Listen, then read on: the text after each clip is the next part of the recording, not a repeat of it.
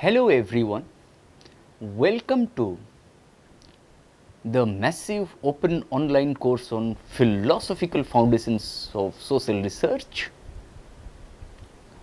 We have completed the lectures of 3 weeks. We have completed the history of the philosophy of the social sciences, I mean empiricism and rationalism, Auguste Comte and his law of 3 stages, starting from theological stage to metaphysical stage to positivistic or scientific stage, and we have discussed the relationship between epistemology and ontology. And in the second week, we have discussed Emile Durkheim's the rules of the sociological method, influence of sciences on sociology, objectivity in social sciences, social facts, and the autonomy of sociology as a discipline, autonomy of knowledge, and the necessity of science. Common sense and science, science and ideology, science and religion, and so on, okay, within comparative social framework, and how Durkheim was influenced by Spencerian organic analogy and precursor to functionalism. I mean functionalism, I mean reciprocity and complementarity of roles in the social division of labor. Okay, that's how Durkheim tried to visualize functionalism. After the second week, we have divided Max Weber's contributions to philosophical foundations of social research, okay, into 2 parts. In the third week, I mean in the first part of Weberian contributions to methodologies in social sciences, we have divided into 2 parts. I mean one is in the form of how Weber's theoretical positions and methodological writings are usually characterized as effecting a reconciliation between positivist and neo-Kantian positions. His reflections on the methodology of the social sciences we have discussed. And in this week, I mean in the fourth week, in terms of 3 lectures, we are going to discuss the second part of Max Weber. Please do not think that these parts are dichotomous in nature, no way. The only thing is that just for the sake of convenience of this course, we have divided Max Weber's contributions to methodologies in social sciences into 2 parts, that is all. Okay. In these 3 lectures, we are going to discuss Weber's methodological individualism, social action, I mean typology of social action, I mean traditional social action, affective or emotive social action, value rational social action, and goal rational social action, which is alternatively known as instrumental rationality. And whether all forms of social action they lead to meaningful social action or not, we will see. Then we will discuss in this week interpretative understanding of social action, okay. Verstehen, I mean which implies understanding, Verstehen whether it is a method or not, okay, or only it is an objective or a goal or an achievement, okay, to interpret the actor's meanings, and how interpretative understanding of social action can be divided into 2 parts, direct understanding and indirect understanding. Direct understanding is alternatively known as observatory understanding, and indirect understanding is alternatively known as explanatory understanding of social action. Okay. Then we will discuss ideal types and how Weber tries to define culture, how interpretation will be at the level of textual or linguistic meaning of a cultural product, how value interpretation, I mean there may be social value, there may be cognitive value, there may be aesthetic value, and so on.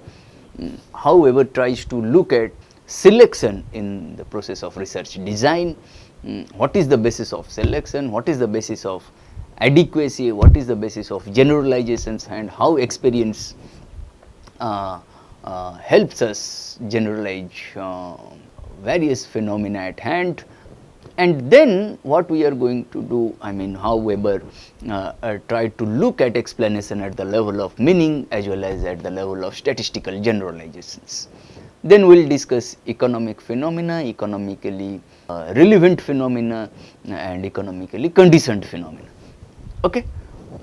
And in terms of 3 lectures we are going to discuss this in this week. Okay? In the last lecture, okay, we have discussed how Weber's methodological writings are a reconciliation between positivism and neo-Kantianism. Okay. Positivism suggests supremacy of science over non-sciences, and on the contrary neo-Kantianism suggests that our knowledge of the social world is constructive knowledge and hence is subject to selection and interpretation. Okay. That is why when knowledge is subject to interpretation, then there cannot be any exact knowledge as positivists argued. Okay. And we have also discussed value relevance, interpretative understanding, and how cultural sciences differ from the natural sciences in the distinctive role of valuations in the formation of the concepts and the distinctive type of knowledge involved in them. A third area which is important in Weberian framework is the idealizations in the cultural sciences. Okay. We also have discussed methodology of the social sciences in the Weberian framework.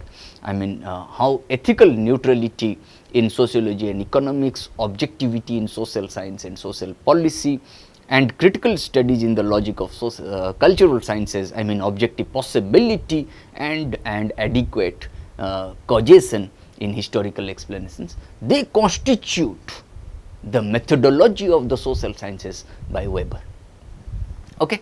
And in today's lecture what we are going to discuss? We are going to discuss Weber's interpretative sociology, okay, and social action. These 2 portions we are going to cover. Okay. For Weber, sociology as a disciplinary formation, okay, is a combination of, I mean sociology as a disciplinary formation is a combination of theoretical construct as well as methodological device. Okay. What it is, how they have originated, and what are the techniques, what are the strategies.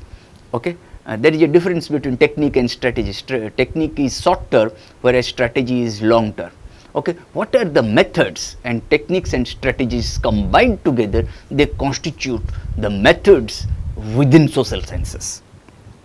Okay. Sociology as a theoretical construct as well as a methodological device is an attempt to understand the dramatic transformations that Western Europe experienced between the mid 18th century and the mid 20th century. Okay. And when I said dramatic transformations, and these dramatic transformations, dramatic changes, dramatic shifts, they may be characterized in terms of our economy, in terms of our culture, in terms of our polity and so on.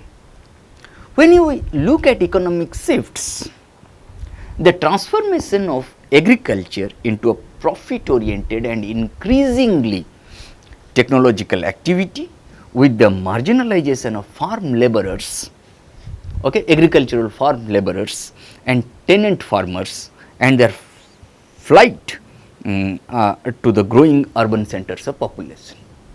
Economic shifts also suggests the development of large scale industrial manufacturing processes, the corresponding decline of artisanal and home production, and the rise of trade unions.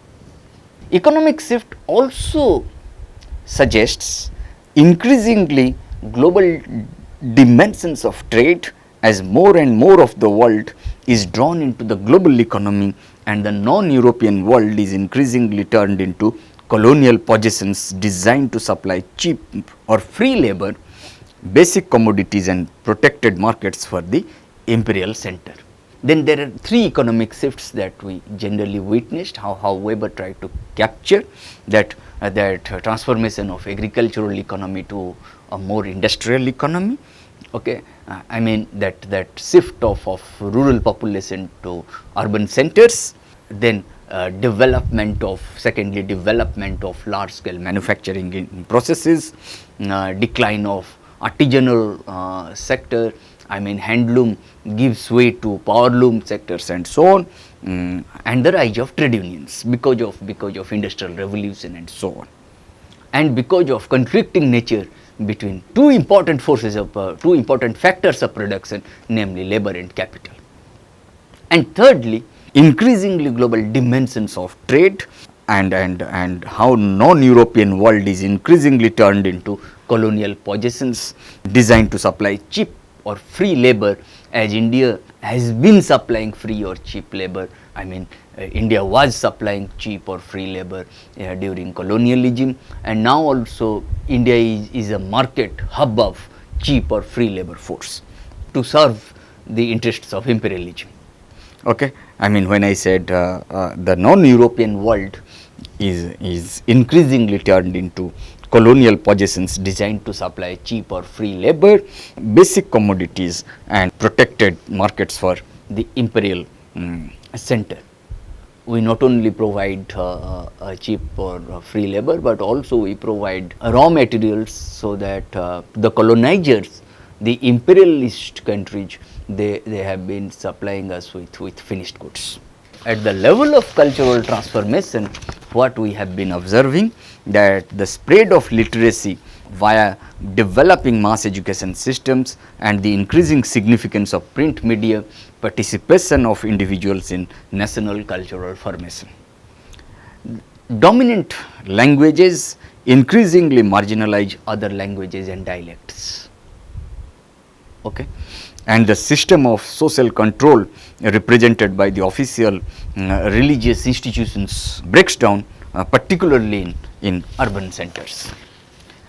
At the political level, that political changes that we tend to witness, I mean democratic movements make monarchic and aristocratic power increasingly untenable, and even authoritarian government increasingly requires the active participation of its citizens to sustain itself. Okay. Again, at the political level, that we tend to witness is that the capacity of the government, the capacity of the state is to intervene. I mean, the capacity of the state to intervene is transformed by its growing power of administration and surveillance. The development of large scale standing armies based on mass conscription and its increasing significance as an economic actor. And democratic and socialist movements and revolutions become a central part of European political development, but meet increasing opposition from a modernizing and authoritarian right. Okay. As we have already discussed, that is how Weber was trying to interpret different standpoints, different viewpoints and so on.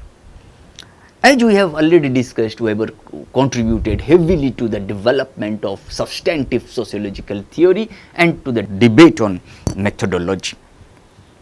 Weber's methodological writings are usually characterized as affecting a reconciliation between positivist and neo-Kantian positions. We have already discussed this. I mean, though Weber's positions were not, of course, entirely consistent throughout his life, it is possible to say that in general Weber rejected the view attributable to some neo-Kantians, though not recut, okay, that the cultural sciences are exclusively concerned with the uniqueness of their objects of study, and the category of causality or cause and effect relationship or the category of explanation, as positivists argued for natural sciences, that perhaps in cultural sciences they attribute the category of causality, explanation may not be applicable in them. Weber was committed to neo-Kantian insistence on the methodological peculiarities of the cultural sciences. For Weber, these peculiarities, as we have discussed, centered around two related concepts, namely value relevance and interpretative understanding. For Weber, the cultural sciences differ from the natural sciences in the distinctive role of valuations, in the formation of concepts, and in the distinctive type of knowledge involved in them. A third area of methodological differences was thought by Weber to be the use of idealizations in the cultural sciences. And when we look at interpretative sociology, we tend to look at that Weber's famous definition of interpretative sociology encapsulates at least 3 points. One, sociology in the sense in which this highly ambiguous word is used here is a science. This is one, which attempts the interpretative understanding of social action.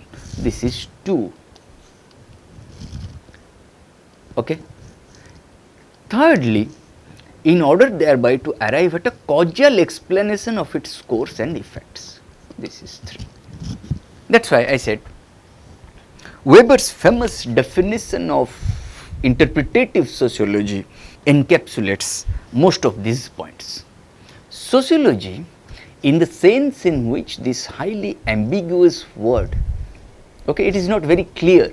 People may say that, what is sociology? No, sociology is a science of society. What is sociology? It is a science of the relationship between individual and society. What is sociology? Sociology may be a study of social institutions. What is sociology? Sociology looks at human behavior and its relationship with our economic, culture and politics. So, what is sociology? Sociology may be a study of social movements. Okay. Oh, I mean, there are umpteen one not one delineations through which we can conceptualize sociology. There are many things, okay, multiple interpretations through which we can encapsulate the spirit of sociology. For Weber, sociology primarily is a science both in within the frameworks of positivism as well as neo-Kantianism, which attempts the interpretative understanding of social action. Then this sociology as a science can be captured through the frameworks of not only positivism but also neo-Kantianism that attempts the interpretative understanding of social action. You see, positivism does not look at interpretative understanding of social action. For positivists, science is exact, knowledge is objective, knowledge is neutral, okay. Knowledge is value neutral, knowledge is based on facts for positivists. But for neo-Kantians, our knowledge of the social world is constructive knowledge which involves selection and interpretation of multiple data systems. Okay. Now this such kind of delineation of science, such kind of delineation of forms of knowledge which neo-Kantians try to propound for, it encapsulates the spirit of interpretative understanding of social action. Okay. Positivists do not look at interpretation. Only neo-Kantians look at interpretation. Positivists do not look at, only neo-Kantians look at interpretation. Why do they look at interpretation and positivists do not look at interpretation? Precisely because of the nature of science that positivists try to argue, that the nature of science is exact, is objective, is value neutral, that there is only one method, one single method common to all sciences irrespective of their subject matter, methodological monism. Neo-Kantians and particularly Weber, they tried to propose 2 methods. If positivists look at methodological monism as the hallmark of scientific knowledge, Weber which is alternatively known as Verstehen method. We will come to Verstehen in the lectures to follow. Verstehen means understanding or having a goal or having an objective or having an achievement to interpret actors' meanings. For Weber, methodological monism, that single method common to all sciences irrespective of their subject matter, cannot be the hallmark of science. For Weber, science must be looked at in its totality, I mean natural sciences as well as cultural sciences or social sciences. Science which is based on nature may be, I mean there may be a single method, but science which is based on our society, based on our culture, based on our economy, based on our polity and so on, Weber propounded methodological dualism.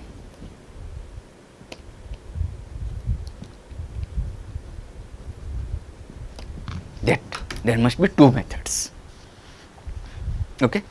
Not only what methodological monism suggests, it must provide explanation. Methodological dualism suggests that it must provide a sense of understanding. If natural sciences follow a single method to explain the variations in two or more phenomena, two or more variables, then methodological dualism that suggests that no, there may be a method of explanation, but there also must be a method of understanding. In this sense, it is very important to understand causal explanation in Weberian framework. When I said causal explanation of its cause and effects, I mean causes and effects, okay, antecedent and consequent, okay, explicand and explicandum, that such interpretative understanding of social action must aim at arriving at a causal explanation. Then such kind of interpretative sociology is extremely important to encapsulate or to include sociology as a science which attempts the interpretative understanding of social action. Because our action is not absolutely exact, our action varies depending on context, depending on situations, depending on our positionality, depending on our belief patterns, depending on our attitudes and so on. Okay? Our action cannot be absolutely exact. Given the same kind of situation, given the same kind of context, given the same kind of circumstances, our actions vary. The way I act to a particular situation, you may act in a different way. And that involves selection and interpretation. Okay? And for that to happen, we must understand such interpretation in order to arrive at a causal explanation. Okay? In this sense, Weber tried to define sociology as a science which attempts the interpretative understanding of social action in order thereby to arrive at a causal explanation of its course as well as effects. Okay? When I say causal explanation,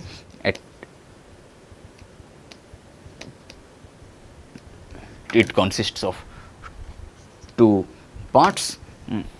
One is the cause and the other is the effect. Okay? That is why I said causal explanation, causal relationship. When I say, I mean Weber meant that.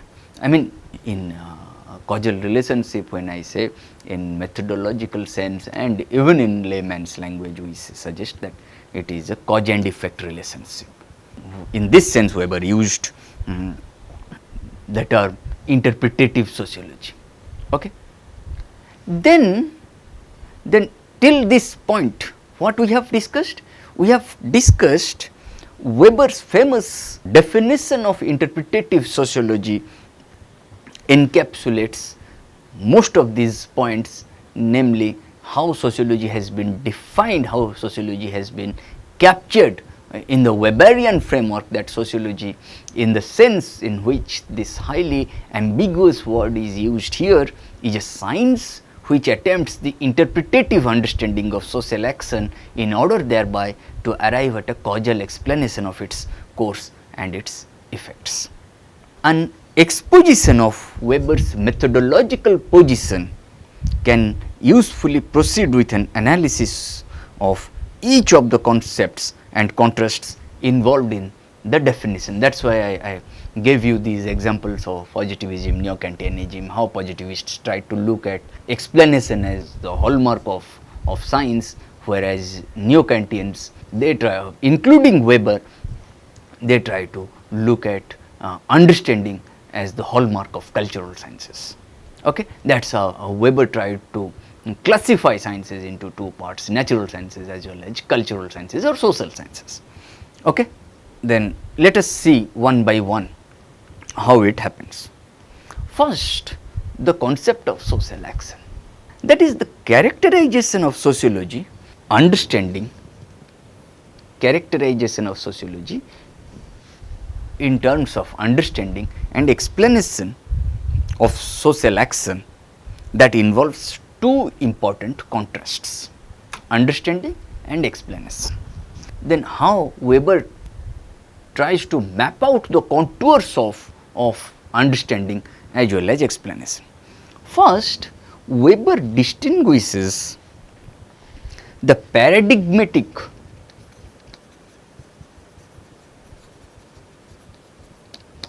objects of sociological knowledge. One, I mean what he meant by paradigmatic objects of sociological knowledge, I mean individual social action, the kind of meanings which are attached with individual social actions, why certain individual social actions occur, why in certain cases individual social actions occur in a different way.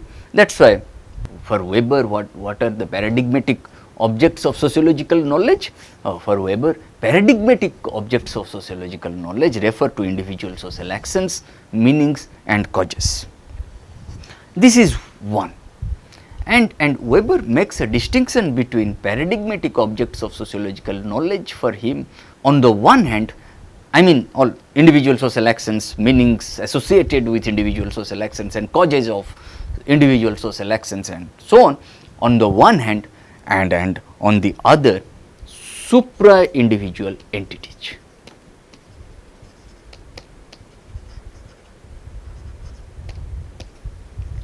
I mean, what are these supra-individual entities? They may refer to states, they may refer to classes, they may refer to collective consciousness and so on.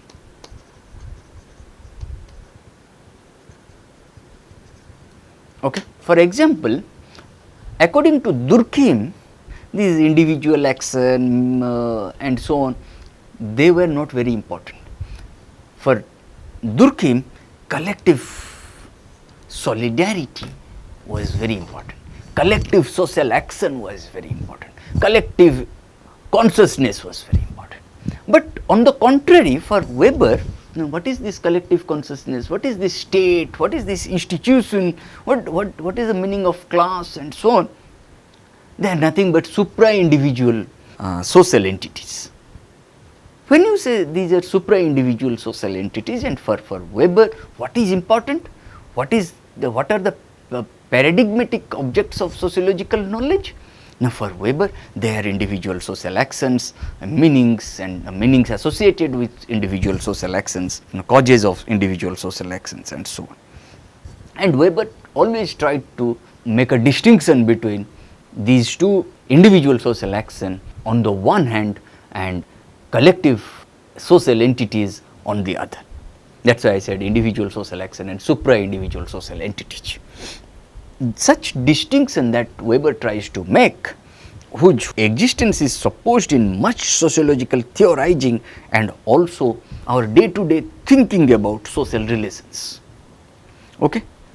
Weber, for example, he does not deny the existence of states, classes, collective consciousnesses, I mean supra-individual social entities. He does not deny the existence of such entities.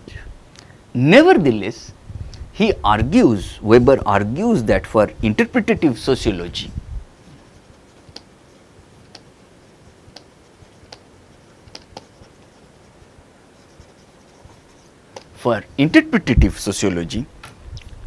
these supra-individual social entities must be treated as solely the resultants and modes of organization of the particular acts of individual persons. I mean, for Weber, all these individual social actions, meanings associated with individual social actions and causes of individual social actions, they lead to supra-individual social entities, not the other way around. Supra-individual social entities do not lead to individual social actions for Weber. Rather, individual social actions, meanings associated with individual social actions, antecedents of individual social actions, they lead to supra-individual social entities, namely states, classes, collective consciousness and so on in the Weberian framework. Weber's position here would be now regarded as methodological individualist.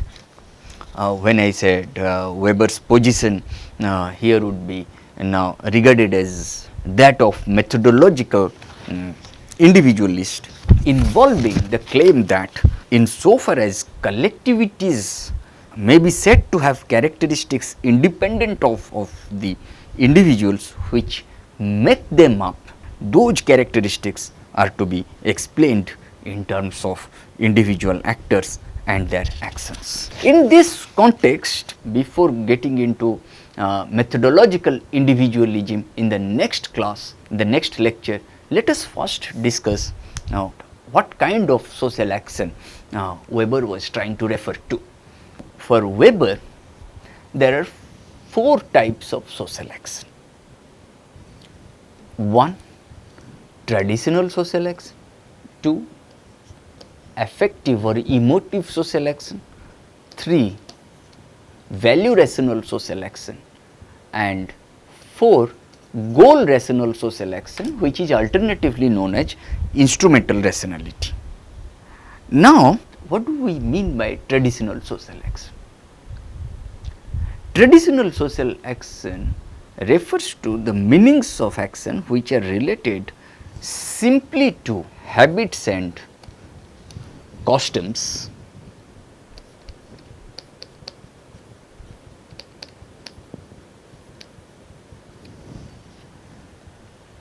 I mean meanings of action, this traditional social action, and meanings of action that are related simply to habits and customs and are described by Weber as coming close to having no meaning because unreflective in nature. Traditional social action for Weber is based on habits and customs. What is a habit? A habit is something which an individual has been doing it for a long time usually. A habit is something that an individual gets accustomed to. People generally do not question habits.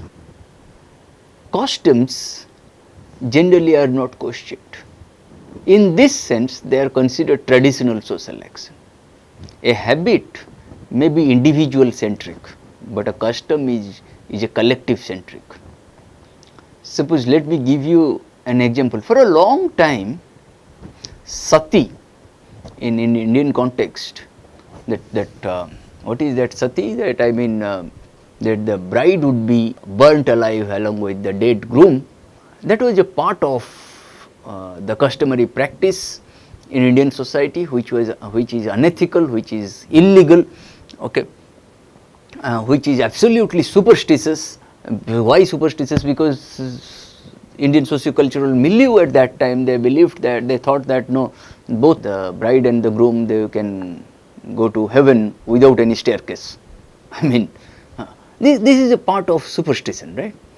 But this was also a part of our socio-cultural milieu, which was not questioned for centuries. Dowry system in India has not been questioned for a long period of time. It is only in the academic circle that we tend to question them, but at the grassroots level these are not very often questioned. Who should perform certain rituals in some religious event? No, it is only the Brahmins, they must perform certain rituals. They are not questioned, they are not interrogated. Okay. In this sense, traditional social action becomes unreflective in nature and hence meaningless. It does not imply that it has no meanings, or meanings are not attached to it, meanings are not associated with, but it becomes meaningless. Okay. It does not lead to meaningful social action.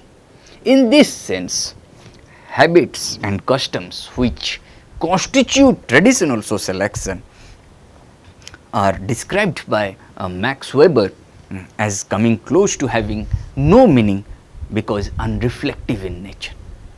Okay.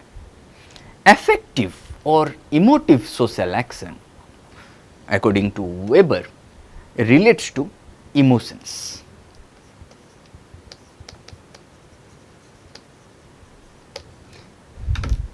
There are meanings attached to emotions, no doubt about it. But the individual social action which has been carried out through emotion is unreflective in nature and hence meaningless for Weber. Affective or emotive social action, according to Weber, relates to the emotions and is equally seen as often meaningless in these terms. Because at times by only a social action carried out by emotion does not lead us anywhere. It becomes baseless,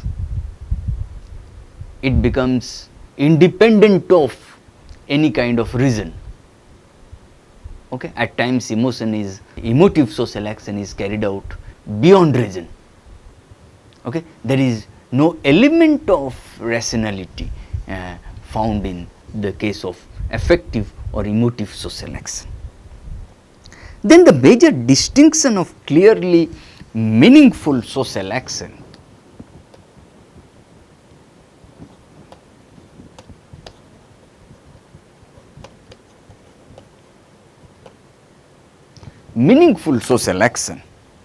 okay, then is between the last two categories, namely value rational social action okay, and goal rational social action, which is goal rational social action is alternatively known as instrumental rationality. Then what is value rational social action?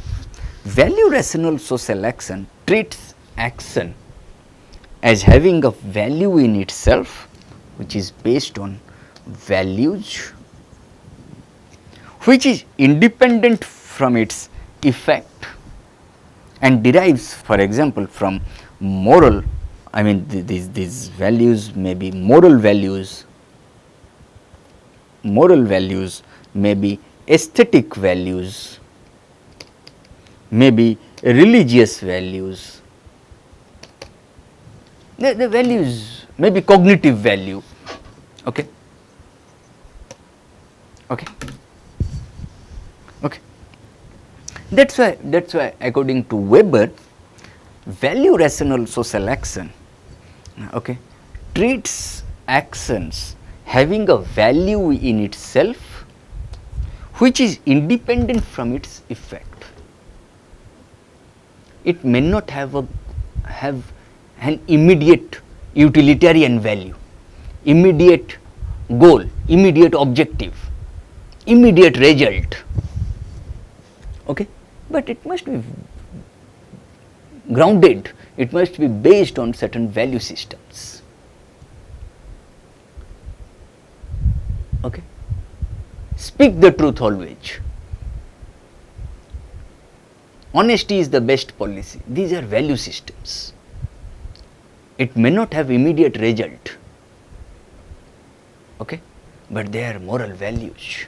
Aesthetic values are involved in this, religious values are involved in this, cognitive values are involved in this. Okay.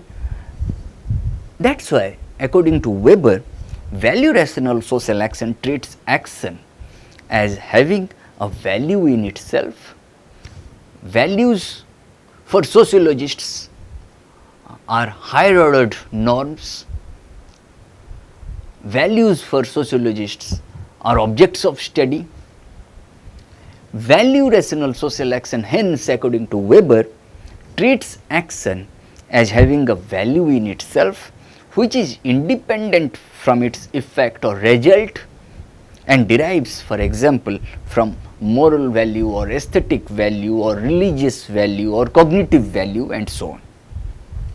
Okay. Goal rational social action, which is alternatively known as instrumental rationality, is oriented purely towards desired results.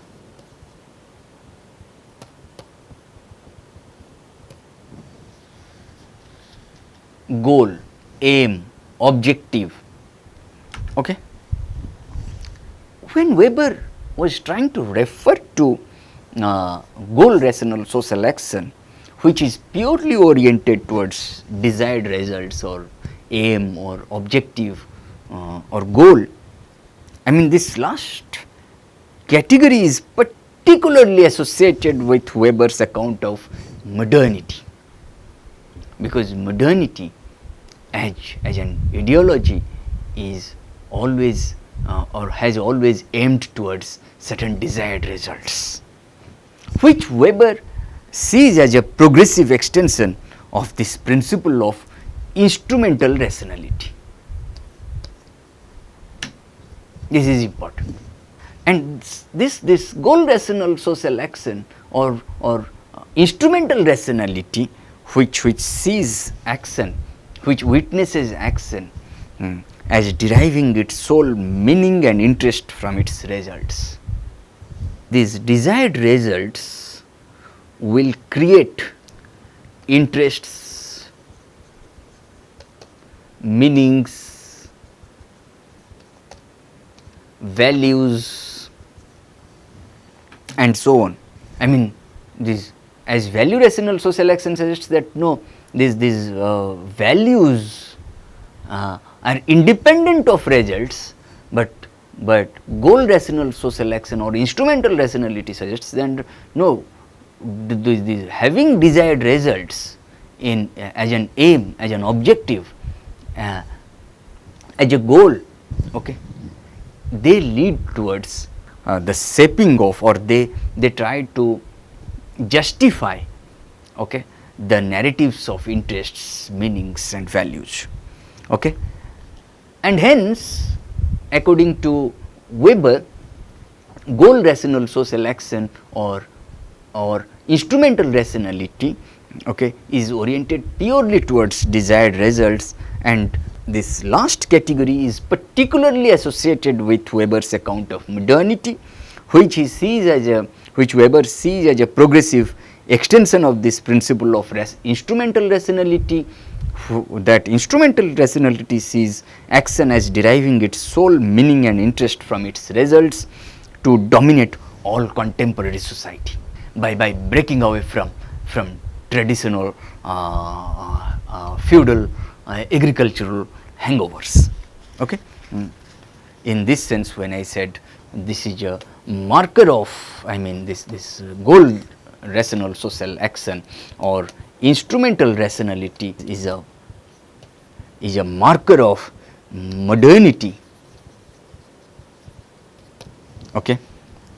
For Weber, the history of modernity, okay, is the history of the progressive orientation of all social action in all social contexts to instrumental rationality. And this rationalization of social life involves an ever greater development of technical means and a progressive orientation to the ends towards which these means are supposed to lead. And in this sense, in the Protestant Ethic and the Spirit of Capitalism, Weber argues that Calvinist and dissenting religion represented a rationalization of human behavior, which focused people's constant attention on the relationship between their everyday activity on the one hand and their hope of salvation on the other. and all behavior was scrutinized to see whether or not it represented a waste of time, or thus possibly an indication that one was not destined for salvation. And this obsession with making the most of each minute, now with the rationalization of everyday life, particularly economic life, gradually came to take complete precedence over the intended goal.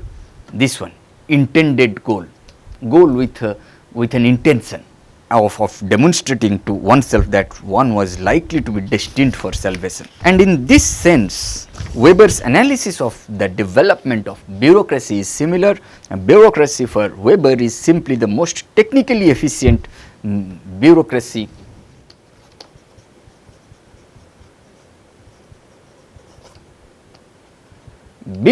for Weber is simply the most technically efficient means of organizing the action of the state. Thus, bureaucratic means of organization come to predominate in modern societies irrespective of the actual goals which they are supposed to serve. Okay? Increasingly, bureaucracy, according to Weber, takes on a life and a logic of its own that renders its ultimate goal irrelevant. In Weber's terminology, formal rationality, okay, the instrumental rationality of a particular form, okay, leads to substantive rationality, a content which is in fact derived from the form and not from the goal that the formal rationality is supposed to serve. Capitalism, according to Weber, capitalism itself, according to Weber, is a very important instance of this general rationalization of behavior that characterizes modern society. Weber defines modern society, capitalism and so on in terms of the rationalization of, Weber defines capitalism in terms of the rationalization in the pursuit of profit, a rationalization which ultimately implies that the individuals to whom this profit is accruing are not in a position to enjoy its possession, but must rationalize their own lives, replacing an aristocratic lifestyle based effectively on the service of profit rather than its enjoyment. Once again, the means becomes the end, and Weber's account of such typology of social action and that goal oriented or social action or instrumental rationality as an account of modernity as the progressive extension of rationalization, and his skepticism about the possibility of reversing this trend makes his view of modernity an important contribution to substantive sociological theory and the debate on methodology. Then what have we discussed in this lecture? We have discussed the second part of Max Weber. Today is the 8th lecture of this course. We have discussed Weberian reflections on interpretative sociology. How sociology is a science which attempts the interpretative understanding of social action in order thereby to arrive at a causal explanation of its course and effects. We have also discussed social action, how an exposition of Weber's methodological position can usefully proceed with an analysis of each of the concepts and contrasts involved in the definition. And first, the concept of social action, the characterization of sociology in terms of the understanding and explanation of social action involves two important contrasts. First, Weber distinguishes the paradigmatic objects of sociological knowledge for him, individual social actions, meanings and causes, from the supra-individual social entities, namely states, classes, collective consciousnesses and so on, or whatever, whose existence is supposed in much sociological theorizing and also everyday thinking about social relations. Weber does not actually deny the existence of such entities, but argues that for interpretative sociology, these supra-individual social entities, namely states, classes, collective consciousnesses and so on, must be treated as solely the resultant and modes of organization of the particular acts of individual persons.